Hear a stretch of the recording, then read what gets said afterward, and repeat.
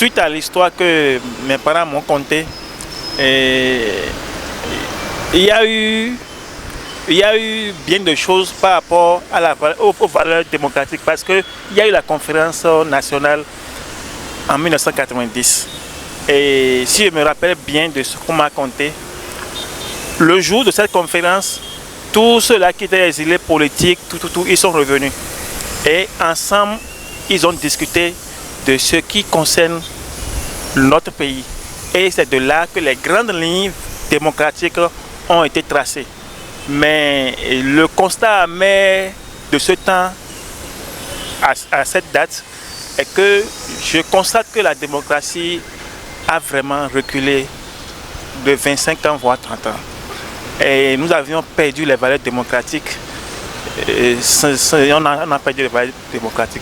Mais j'aurais souhaité que si nos aînés sont toujours là, comme les Sagmois, nos papas, ils vont pouvoir nous retracer le passé comme cela se doit. Cette conférence, le problème que ça a résolu est relatif à la démocratie en ce qui concerne que au temps de Kérékou, il y avait eu la révolution, Rouzou et tout, la pression, ce qui a fait que beaucoup de politiciens, ils ont fui, ils sont partis, les Adrien Mbedji et autres, ils sont partis. Mais après cette conférence, parce que si je me rappelle bien, Isidore de Souza et Sogolo et Kérékou disaient mais si la jeunesse est aussi, ils sont aussi nombreux, ils sont en train de jouer au football, pourquoi ne pas sauvegarder cette jeunesse? Donc les idées sont parties de là.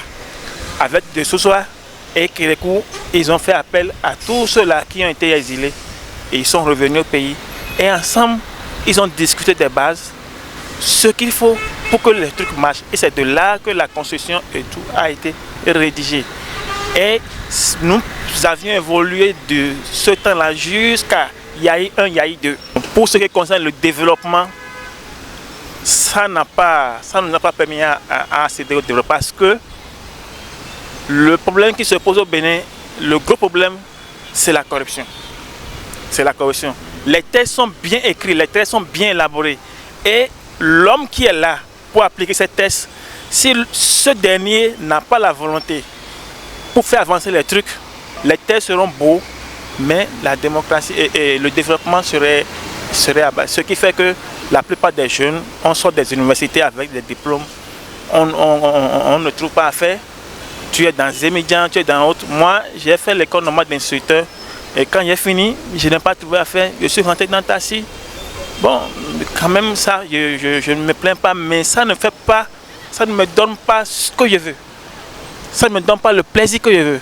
Vous voyez. Donc, le problème fondamental que nous avons au Bénin, il y a la corruption. Il y a ce sentiment qui fait que si moi je ne le fais pas, l'autre ne le fera pas. C'est ça qui bloque la politique. Parce que lui, il n'a pas pu amener du courant dans la zone. Mais un autre jeune vient, il sort député, il fait tout pour le bloquer, pour que le courant ne vienne pas dans le village.